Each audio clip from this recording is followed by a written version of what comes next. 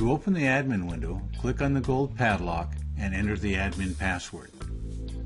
The admin window is divided into three main areas. The panel on the left is a list of tasks. The large panel to the right of the task list is the task workspace. Its contents change with the selected task.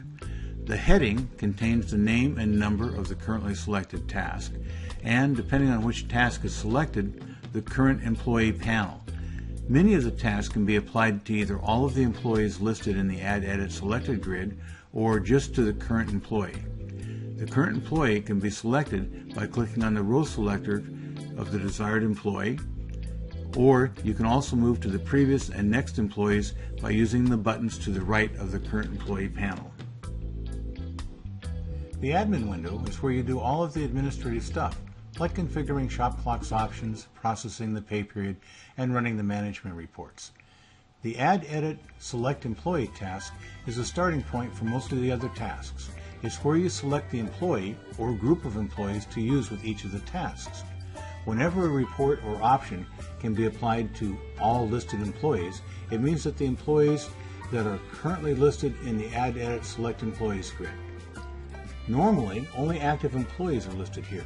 To see the inactive employees, you can either change the filter so that it shows you just the inactive employees, or toggle the whole filter bar off so that you see all of the employees whether they're inactive or not.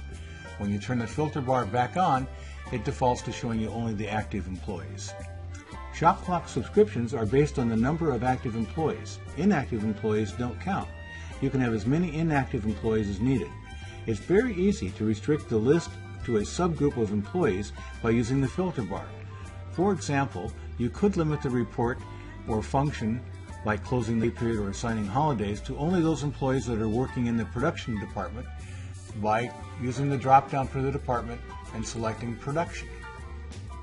Filtering by department makes it easy to have different pay periods and or holiday hours for each department, since these functions can be applied to all listed employees.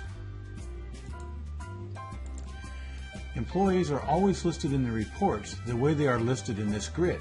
The order in which the employees are listed in the grid can be changed by clicking on any of the column headings. And of course, the Add Edit Select Employees is where new employees are added to ShopClock. If you are working with QuickBooks, you must import the information from QuickBooks by clicking on this button, then navigating to the folder where you've saved the information that was exported from QuickBooks, and selecting the file that was exported. If you are not working with QuickBooks, enter the new employees in the bottom or starred row of the grid. It will automatically be sorted by last name later. For example, we can enter new guy, and we'll give him a password of NG, and we'll assign him to the production department.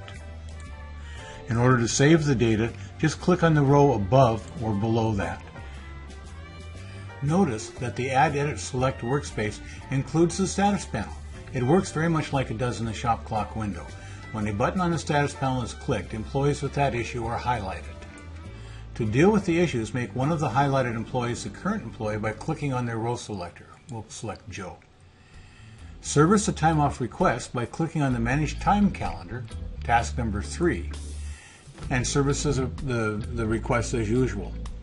In addition to servicing time off requests, this task also allows you to disable those types of managed time which you do not use. Managed time categories which you don't use can be hidden by clicking on the button above the legend. Clockout errors and call lights are handled by the 9th task. When you open this task, you have a choice of examining the current employee's current time card or any of that employee's closed time cards. Once the closed pay period has been selected, 3 buttons will appear above the time card. They allow you to reprint the time card, reopen that pay period for the current employee, or reopen that pay period for all employees. You can also click on the bottom grid and get the time card analysis done.